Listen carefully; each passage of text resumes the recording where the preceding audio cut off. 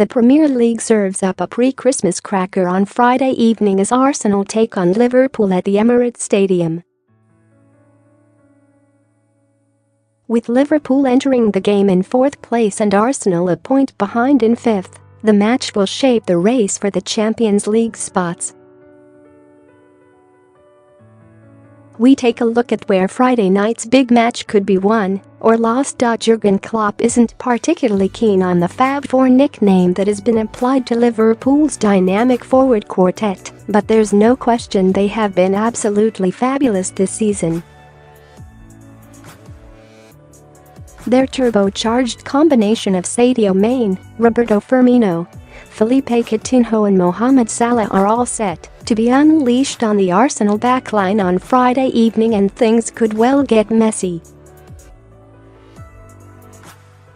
Liverpool are the first team in the long history of the English top flight to have won 4 consecutive away games by a margin of at least 3 goals, following their wins of West Ham, Stoke, Brighton, and Bournemouth. For whatever reason, the Fab Four seem to prosper on the road, perhaps because the hosts feel more obliged to come out in pursuit of goals, leaving more space to exploit. And of course, Arsenal are a much better side than any of those aforementioned 4, but if Liverpool's front line play at full speed, they are almost impossible for anyone to stop. Mane will be well rested, having not featured in last weekend's 4-0 win at Bournemouth, and he loves playing against the Gunners, having scored in each of his last 3 encounters with them. The Senegal forward's blistering pace on the left flank will potentially put Hector Bellerin in a spin. A wingback who enjoys pushing forward as often as possible, Bellerin simply cannot neglect his defensive responsibilities here. Nacho Monreal, meanwhile, can't find himself out of position when confronting Salah, who, after scoring 20 goals already this season, most certainly has his eye in.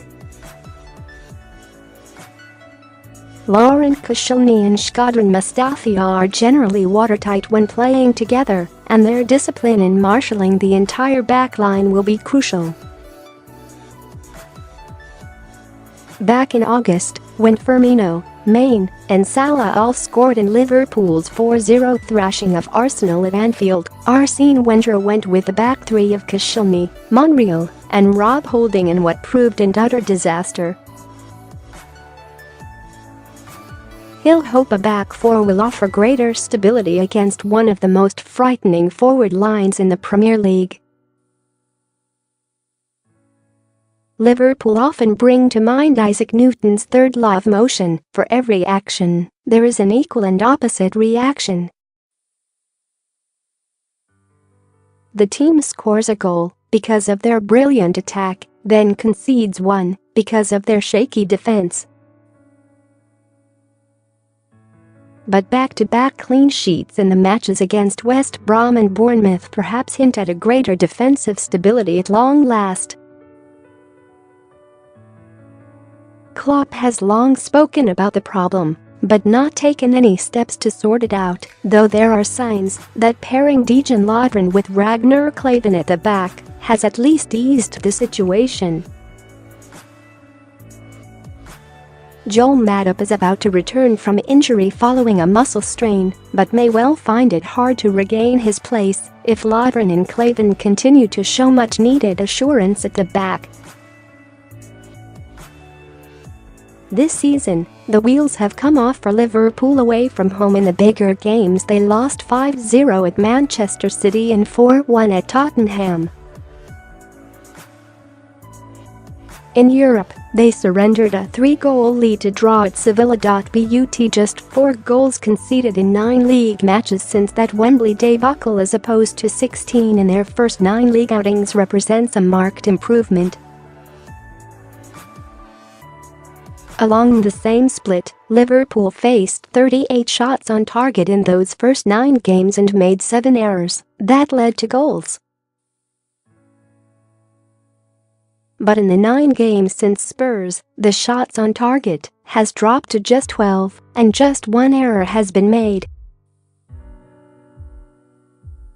Another important factor has been the role of the wing-backs, whether Alberto Moreno, Andrew Robertson, Joe Gomez or Trent Alexander-Arnold.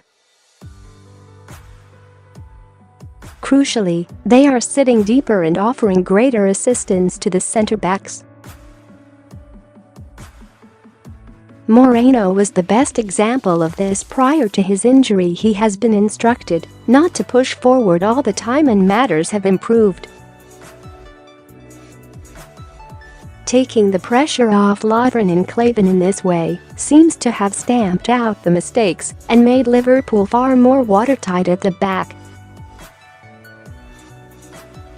In their 3 Premier League matches since the 3-1 home defeat by Manchester United on December 2, Arsenal have fired in 56 shots at goal.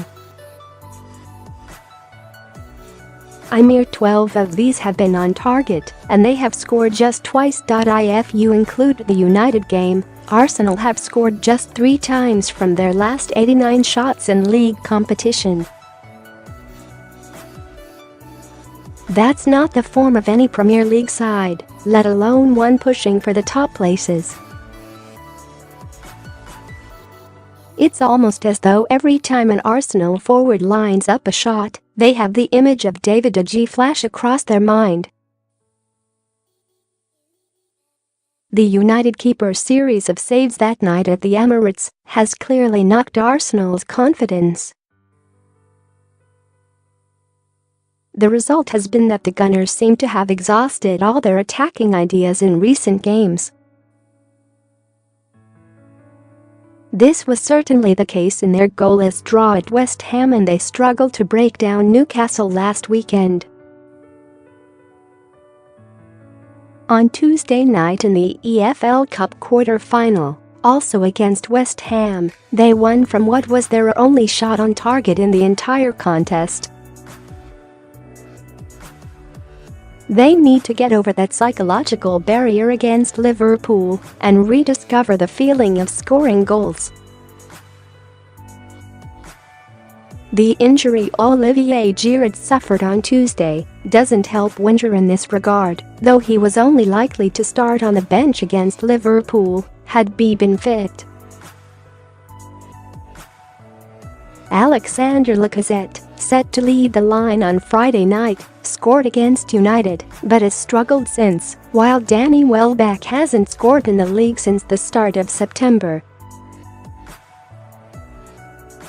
The Gunners seem more reliant than ever on flashes of inspiration from Alexis Sanchez and Mesut Ozil to drag them through matches, and, at the moment, the contrast between their shot-shy attack and Liverpool's free-scoring machine couldn't be more pronounced.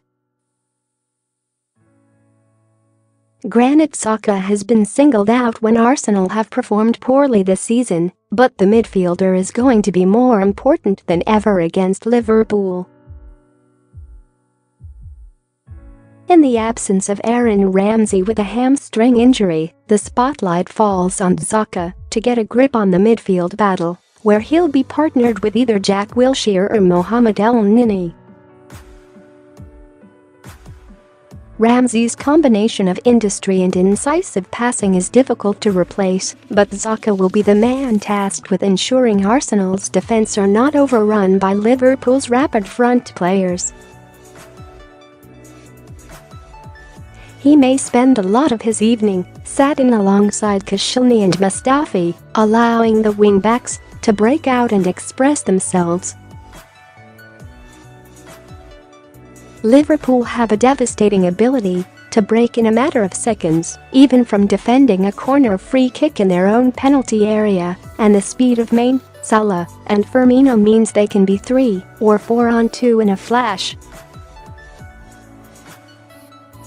Xhaka can't be the hero for Arsenal, and go forward he needs to leave that to the more able Wilshere, but needs to remain vigilant and disciplined inside his own half. If Xhaka is too far forward, when Liverpool pick up possession 10 yards inside their own half, the results could be disastrous.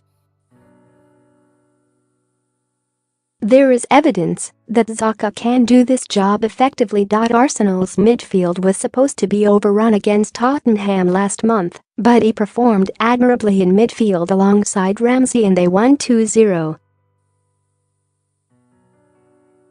Get it wrong, however, and Xhaka may well earn himself a full-time position as Arsenal's go-to scapegoat.